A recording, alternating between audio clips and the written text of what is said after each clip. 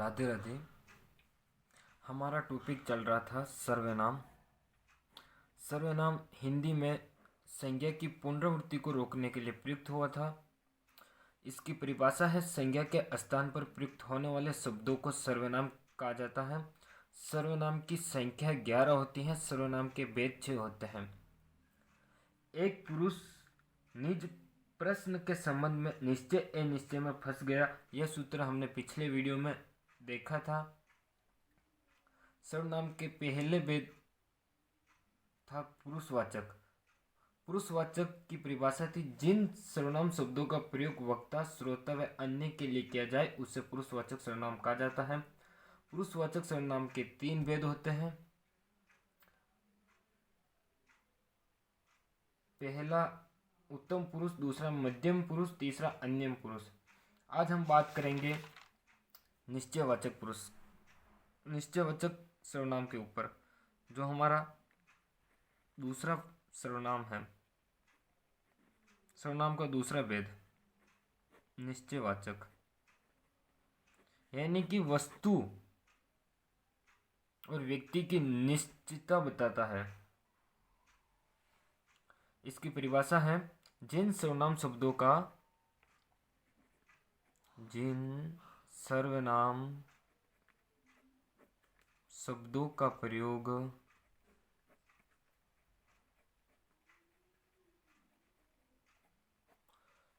का प्रयोग किसी व्यक्ति वस्तु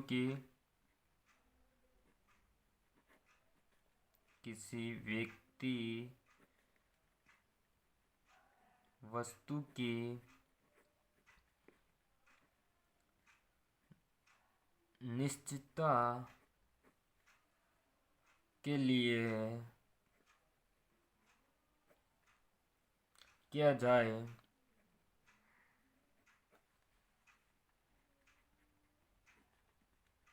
उसे निश्चयवाचक सर्वनाम कहते हैं।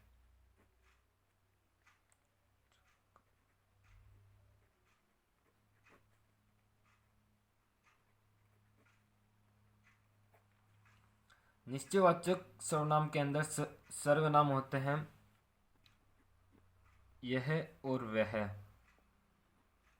यह 2 सर्वनाम होते हैं, यह और वह। यह का प्रयोग होता है, जैसे यह पेन मेरे पास है, यह पेन मेरे पास है, यह पेन मेरे पास है, यानी पास की वस्तु के लिए।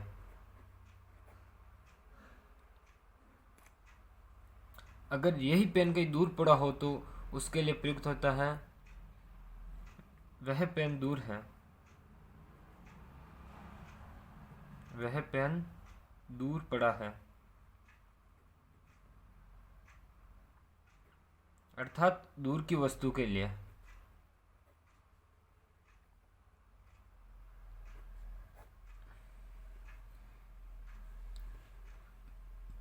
अब आते हैं अनिश्चयवाचक सर्वनाम पर, जो हमारा तीसरा है।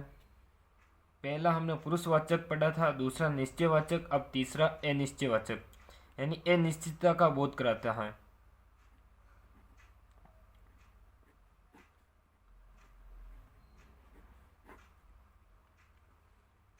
जिन सर्वनाम शब्दों से व्यक्ति वस्तु की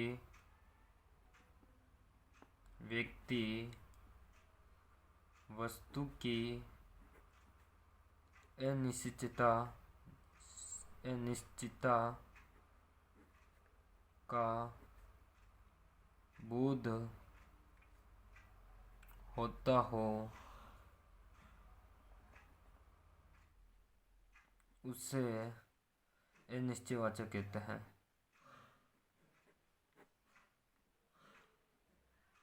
जिन सर्वनाम शब्दों से व्यक्ति वस्तु की अनिश्चितता का बोध होता हो उसे अनिश्चयवाचक सर्वनाम कहते हैं।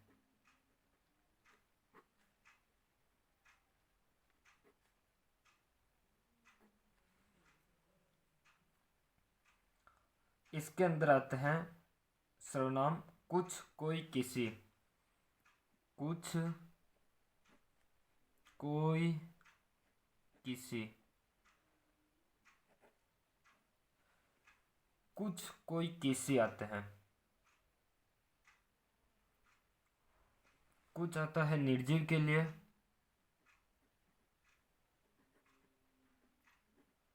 यानी वस्तुवाचक।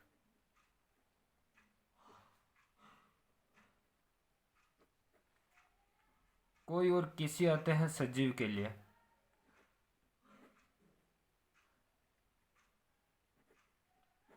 ये दोनों प्राणीवाचक हुए।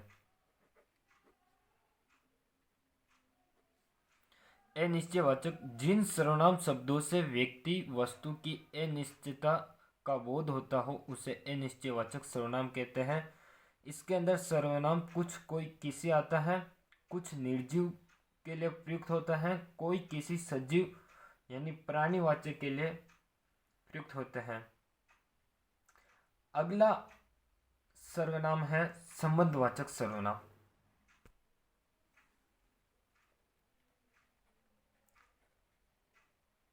संबंधवाचक सर्वनाम यानी संबंध का बोध होता हो। जिन सर्वनाम शब्दों से संबंध का बोध हो उसे संबंधवाचक कहते हैं। एक छोटा सा हम उदाहरण देखते हैं।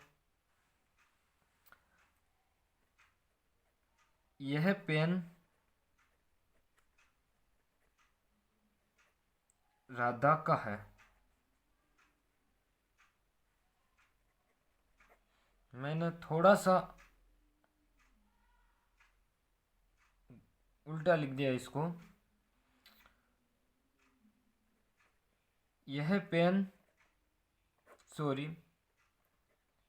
यह राधा का पेन है। हमें क्योंकि संबंध देखना है तो संबंध की तरह ही लिखना पड़ेगा। यह राधा का पेन है, तो का क्या बता रहा है? राधा और पेन के बीच का संबंध। लेकिन एक बात महत्वपूर्ण है, का कारक का होता है। का क्या होता है? कारक चिन्ह होता है। कारक चिन्ह, और कारक चिन्ह हमेशा सर्वनाम नहीं होते हैं। कारक चिन्ह कभी भी सर्वनाम नहीं होते हैं। ये बात याद रखने वाली है।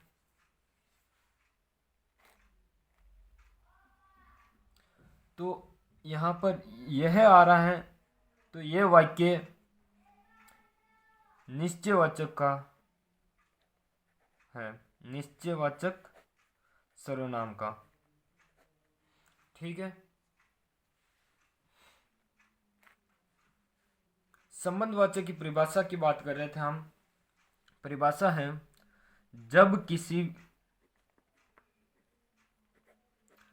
जब किसी वाक्य में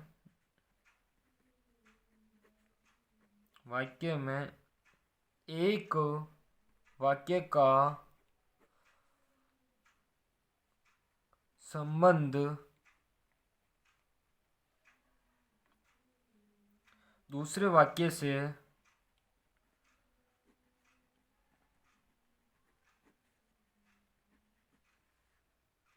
संबंध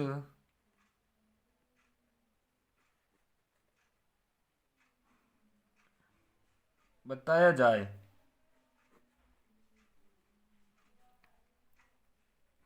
उसे संबंधवाचक कहते हैं।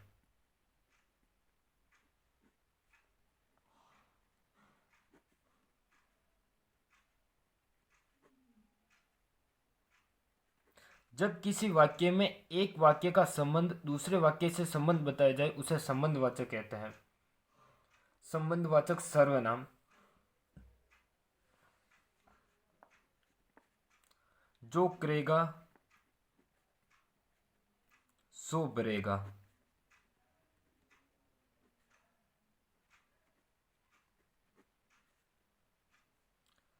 जिसकी लाठी उसकी भैंस। जिसकी लाठी उसकी भैंस।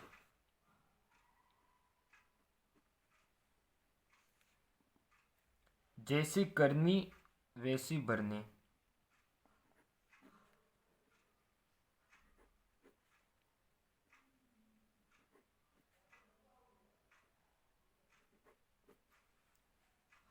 ये तीनों क्या एक संबंध बता रहे हैं एक दूसरे से। जब कोई वाक्य एक दूसरे का संबंध बताते हैं तो संबंधवाचक होते हैं। अब हम प्रश्नवाचक सर्वनाम पढ़ेंगे। पांचवा, प्रश्नवाचक सर्वनाम। इससे तो हमें सीधा ही पता चलता है प्रश्नवाचक सर्वनाम यानी जो प्रश्न का बोध कराते हैं, प्रश्न का बोध कराते हैं। ऐसे सर्वनाम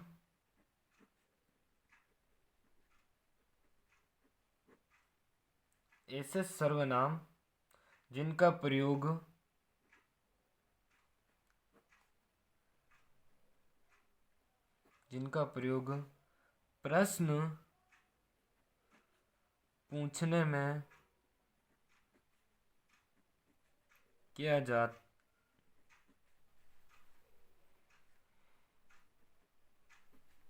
उसे प्रश्नवाचक सर्वनाम कहते हैं।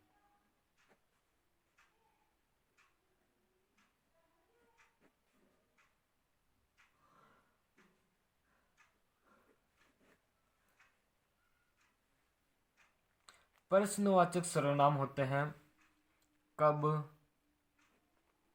क्यों, कैसे, कहाँ, क्या, कौन। कब, क्यों, कैसे, कहाँ, क्या, कौन प्रश्नवाचक सर्वनाम होते हैं। यह प्रश्नवाचक सर्वनाम के अंदर सर्वनाम वाक्य के अंत में प्रश्नवाचक चिन्ह का प्रयोग किया जाता है। जैसे आप कौन हो।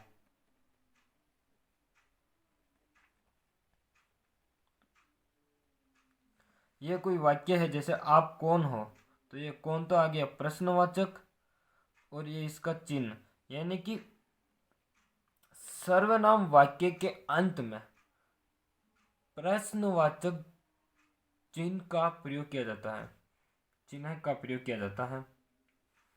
एक इसके अंदर बहुत ही महत्वपूर्ण है, प्रश्नवाचक को याद रखने का एक छोटा सा नोट के रूप में बता देता हूं। आप देखना, प्रश्नवाचक के जितने भी सर्वनाम हैं वो के व्यंजन से शुरू होते हैं। किससे? के व्यंजन से। अर्थात अधिकांश सर्वनाम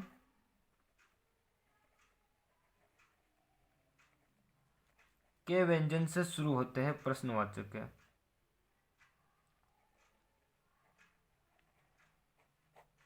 क्या होता है? अधिकांश सर्वनाम प्रश्नवाचक के व्यंजन से शुरू होते हैं। हमारा अंतिम सर्वनाम है आज का निजवाचक सर्वनाम।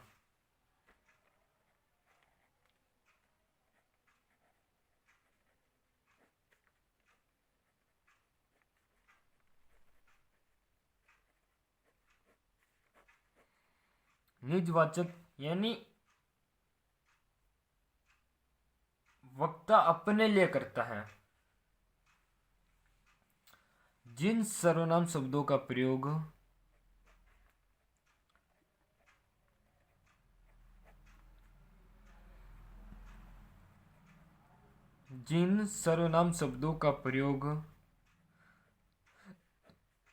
वक्ता अपने लिए करता है उसे निजवाचक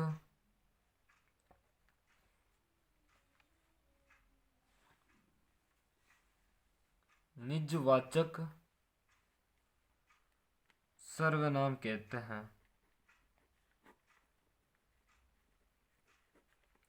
वक्ता अपने लिए ही करता है, जैसे सवे हो गया, स्वयं, स्वतः, खुद, अपने आप, यह सभी सर्वनाम आते हैं।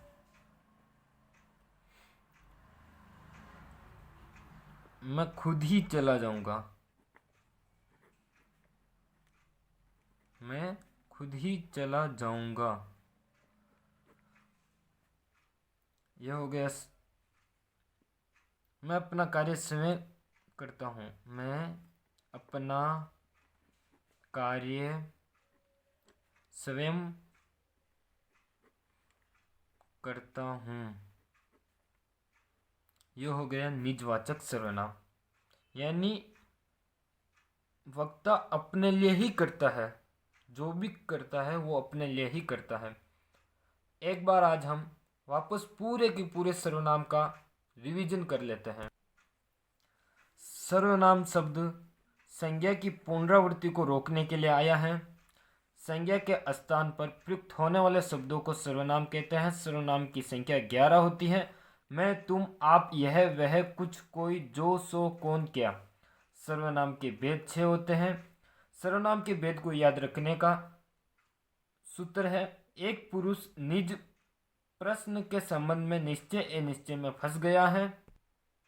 पुरुषवाचक सर्वनाम है जिन सर्वनाम शब्दों का प्रयोग वक्ता, श्रोता और अन्य के लिए किया जाए उसे पुरुषवाचक सर्वनाम कहते हैं। पुरुषवाचक सर्वनाम के 3 भेद होते हैं: उत्तम पुरुष, मध्यम पुरुष, अन्यम पुरुष।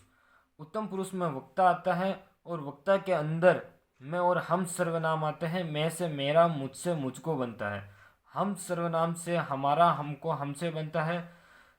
दूसरा आता है मध्यम पुरुषवाचक।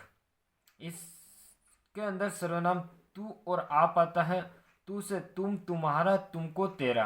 आप से आपका, आपको, आपसे, आपने बनता है। तीसरा अन्य पुरुषवाचक सर्वनाम। इस सर्वनाम के अंदर ये, वे, उस, उनको, उन्हें बनता है। अब आते हैं दूसरे सर्वनाम पर, निश्चयवाचक। जिन सर्वनाम शब्दों का प्रयोग किसी व्यक्ति, वस्तु की निश्चितता के लिए किया जाए उसे निश्चयवाचक सर्वनाम कहते हैं।